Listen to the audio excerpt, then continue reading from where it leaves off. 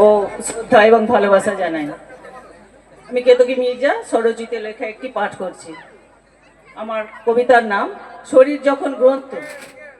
পৃথিবীর যত ধর্মগ্রন্থ আছে যদি লেখা হয় আমার শরীরে, পৃথিবীর যত ধর্মগ্রন্থ আছে যদি লেখা হয় আমার শরীরে, তবে আমি কি কেবল মানুষ থাকবো, নাকি মানুষের ওপরে এক অনন্ত প্রতীক হয়ে উঠবো?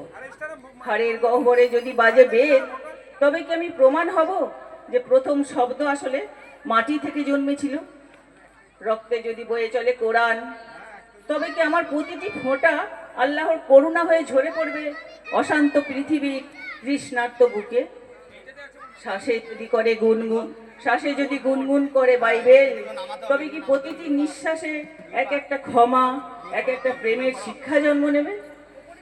চোখে যদি বসে ত্রিপিটক, তাহলে কি দৃষ্টি আর বিভাজন চিনবে না, বরং সব কিছুকে দেখবে এক সমবেদনার আলোয়?